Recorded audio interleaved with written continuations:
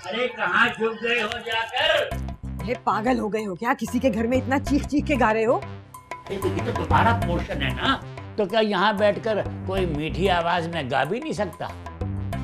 ये अजीब से लोग हैं, खुश भी होते हैं तो मुंह बसूर के बैठते हैं। तो क्या कोई पागलों का घर है ये? अरे एक से बढ़कर एक। वो भांजी आती है ना, तो वो कहती है मुझे मेरी सास से बचाओ, मुझे मेरी सास से बचाओ, जैसे सास ना हो गई आग हो गई। और कोई मेहमान आता है तो वो कहता है विलायत अली निहारी रोटी खिलाओ, जैसे इसके अलावा कोई खाना ही नहीं है। और वो विलायत अली, वो मामू, वो जब आता है तो समझ लो पागल खाने का कोई सरदार आ गया। अच्छा बैठ बैठ बैठ। वैसे तुझे तो ये सब कुछ देखकर वहशत होती होगी। हंसी आती है अब तो। चलो तुझे किसी बात पर हंसी तो आई, वरना मैं सोच रहा था तू यहाँ आके खामखा परेशान हो जाएगी। मुझे कौन परेशान करेगा, कोई करके तो देखे। हाँ जाहिर है तू और परेशान, अरे तू तो हजार को परेशान। अच्छा सुन तो, वो मेरे काम का क्या हुआ? देखो इस पे कैसी खामोशी। बस पैसे का नाम ना लो। वाह। सुनो, तुम्हारे मामू का कोई प्राइस बॉन्ड निकला है? नहीं, अभी तो नहीं निकला। कोई ना कोई नाम तो जरूर निकला है, तुम्हें नहीं बताना चाह रहे शायद। वो मुझसे क्यों छुपाएंगे? नहीं निकला कोई प्राइस बॉन्ड।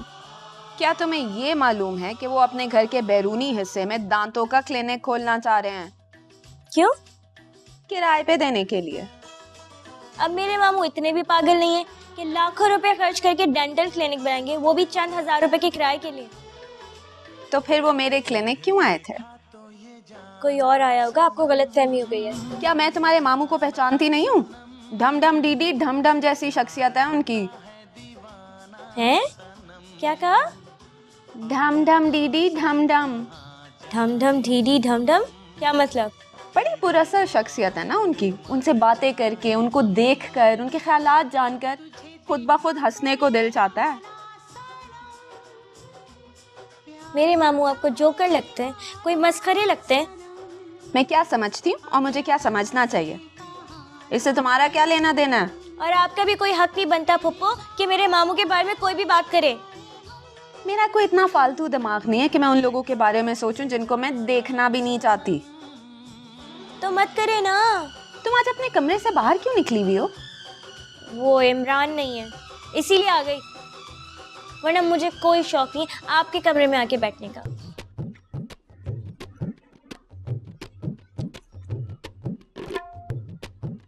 सुनो, मुझे आयरन की कमी है। इतने सारे सेब पड़े हुए, क्या हो गया आपको? एक से कुछ हो जाएगा।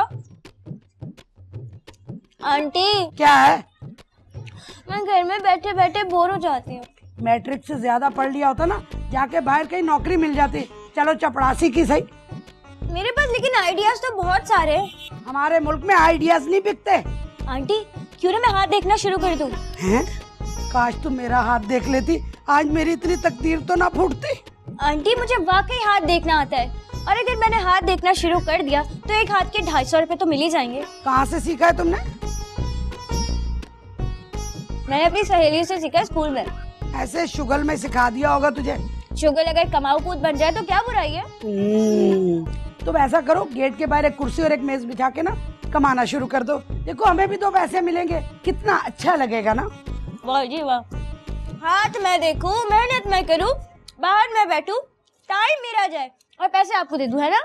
वाह, अपने पैसों की कितनी परवाह है, हमारे पैसों की कोई वक़्त ही नहीं है। इमरान खुद मेरे पीछे आया है, समझी आप? अगर मैं उसका पीछा करती ना, वो तुम्हारे पीछे कभी ना आता। ये दाना ले लो, ये लो, मेरा निवाला भी ले लो, मेरा बेटा ले लिया, मेरा निवाला भी ले लो।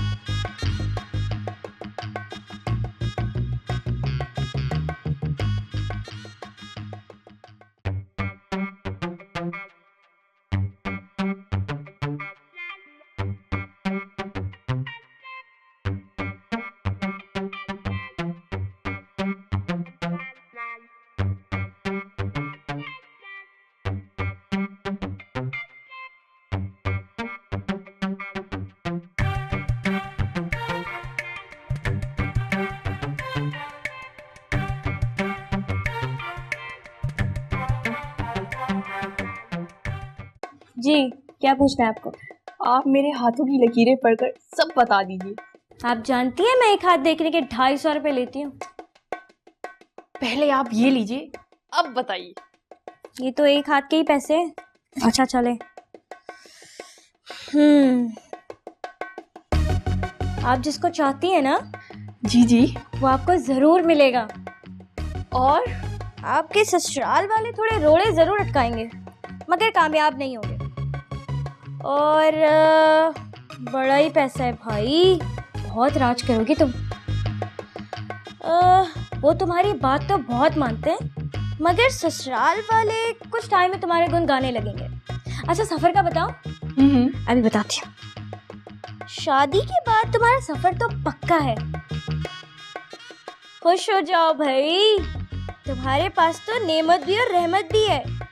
2 लड़कियां और 2 लड़के। अल्लाह का शुक्र, कल से मैं अपनी सहेलियों को भी लेकर आऊंगी। अरे हाँ हाँ जरूर बताना। बल्कि तुम एक काम करो, अपनी तमाम कजिन्स, तमाम सहेलियों, अपने सारे रिश्तेदारों में बोल दो कि यहाँ एक बहुत ही जबरदस्त प्रॉमिस रहती है। ठीक है? ठीक है। चलो अब जाओ।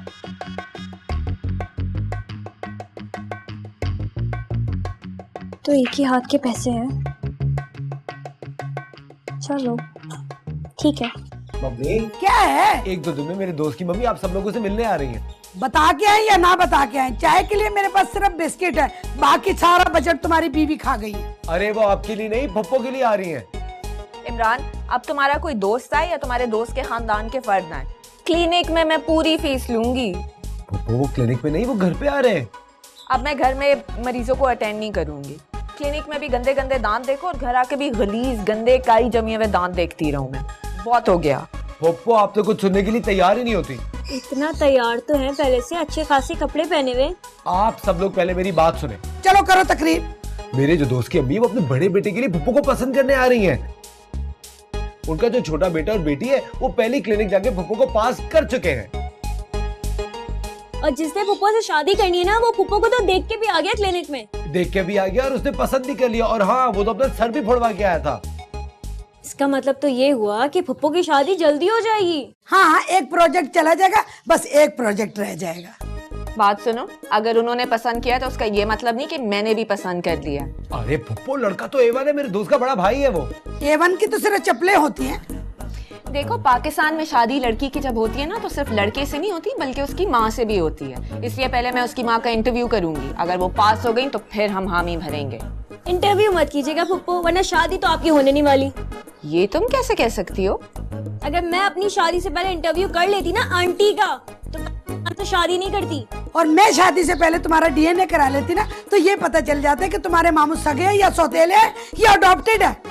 मैं तो सिर्फ एक बात कह रही हूँ। या अल्लाह कैसी बहू मिली है। चल, मेरे बच्चे का सर फोड़ दिया।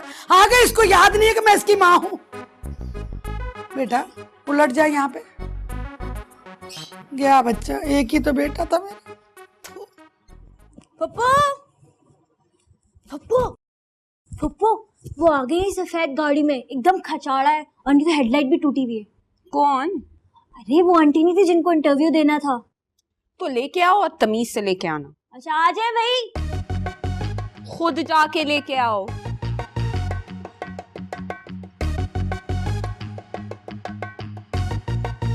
आए, बैठे। आप नासिर की अम्मी हैं? नहीं, मैं नासिर की बहन हूँ। मगर मैंने तो आपकी अम्मी का इंटरव्यू लेना था। दरअसल अम्मी को अचानक कोई काम याद आ गया। अम्मी ने कहा मेरी जगह तुम जाके इंटरव्यू दे आओ। आपकी अम्मी की उम्र कितनी है? 40 साल, यही कोई शनाख्ती कार्ड के हिसाब से। इतनी कम उम्र कैसे हैं वो? नासिर भाई 27-28 साल के तो हैं।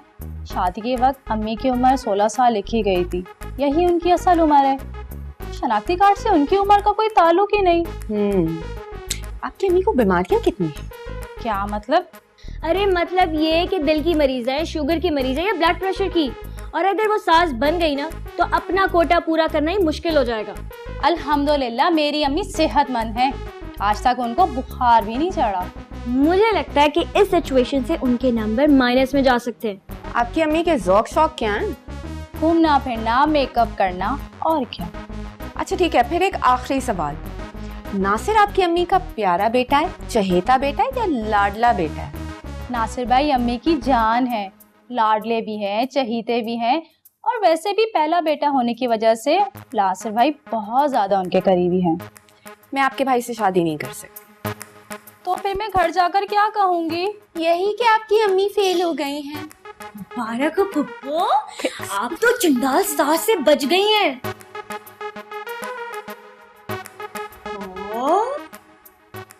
अच्छा चलो उठो, रास्ता दिखाओ, चलो चलो, शाबाश, सीन खत्म हो गया बेटा, चलो।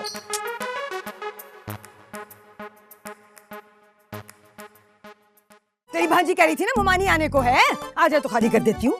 हाँ बस वो आने वाली है। अच्छा, न कब तक होगी शादी? ये तो नसीब की बात है कि कब आए वो।